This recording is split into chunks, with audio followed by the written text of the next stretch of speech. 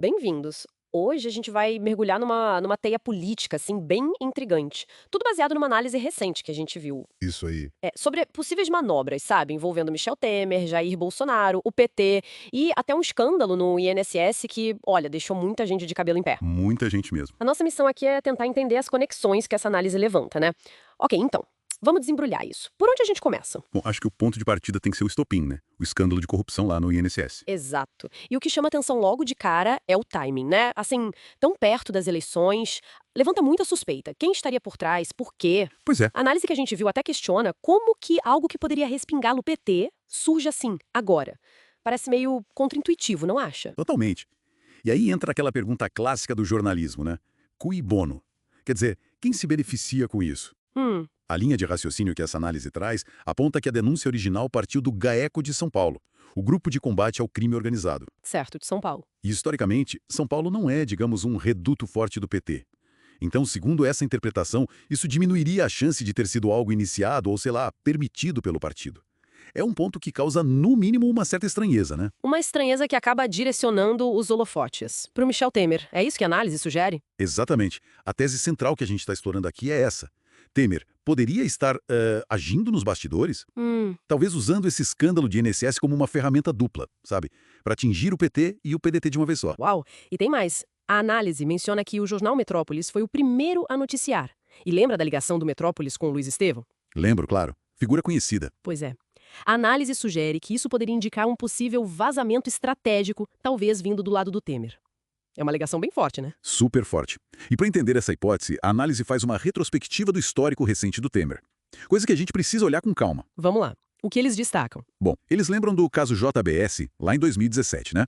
A investigação da Odebrecht e depois a prisão dele em março de 2019. Isso já no governo Bolsonaro, com o Witzel no Rio. Ah, sim, essa prisão foi bem marcante. E estava ligado àquelas investigações sobre Angra 3 e o coronel João Batista Lima Filho, que era amigo do Temer. A análise até levanta a bola. Será que essa prisão ocorreria sem um aval, digamos, do Bolsonaro e do Witzel? Uma pergunta delicada. Outro ponto fundamental nesse histórico, segundo a fonte, é o Decreto dos Portos, de 2017. Aquele que prorrogou concessões importantes, tipo a do Porto de Santos, por décadas. Sim, lembro disso. Beneficiou algumas empresas específicas, né? Exato. E a investigação da PF na época, de acordo com essa análise, indicou que o decreto poderia ter sido, tipo, feito sob encomenda. Mas, no fim das contas, o Temer foi absolvido. Falta de provas, né? Falta de provas. E é aí que a coisa fica realmente interessante, né? Por quê? Porque a análise conecta esses pontos de um jeito surpreendente. Como assim? Eles sugerem que a troca que o Bolsonaro fez no comando da Codesp, que é quem administra o Porto de Santos, Uhum. o coronel Melo Araújo, Isso. essa troca, somada à própria permissão, ou não impedimento da prisão do Temer em 2019, tudo isso teria colocado o Bolsonaro na mira do Temer. Faz sentido essa linha de raciocínio. E aí a gente lembra daquele episódio do 7 de setembro de 2021, né? Com o Temer mediando a conversa entre Bolsonaro e Alexandre de Moraes. Será que essa tensão já estava ali, nos bastidores? Fica a dúvida. Pois ver.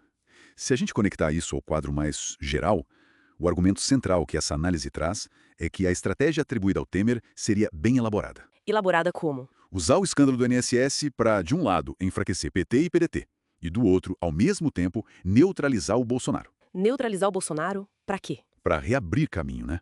Para manter ou até retomar a influência sobre áreas estratégicas. Os próprios portos, o setor de energia. Entendi. A análise até faz uma comparação interessante. Compara esse interesse nos portos brasileiros com a preocupação que os Estados Unidos têm sobre equipamentos chineses nos portos deles. Mostra a dimensão geopolítica que pode estar em jogo, entende? Nossa, é realmente impressionante. E, como a análise ressalta, é impressionante ver como escândalos dessa magnitude, envolvendo figuras tão poderosas, muitas vezes parecem perder força, sabe? Ou simplesmente se dissipar no Brasil. É uma coisa que causa uma perplexidade jornalística constante. Exato. Então, o que tudo isso significa, afinal? Olha, significa que a gente está diante de um cenário, pelo menos segundo essa interpretação que a gente analisou, de uma rede muito, muito intricada. Interesses políticos, acusações graves de corrupção e uma luta, sim, feroz por poder. Pelo controle de ativos estratégicos do país.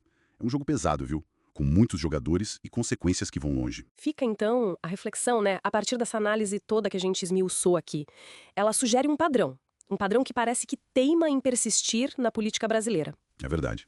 E a pergunta que fica martelando é: será que não importa quem esteja formalmente no comando, no cargo? Será que o controle real do país está sempre, de uma forma ou outra, nas mãos de algum grupo político específico?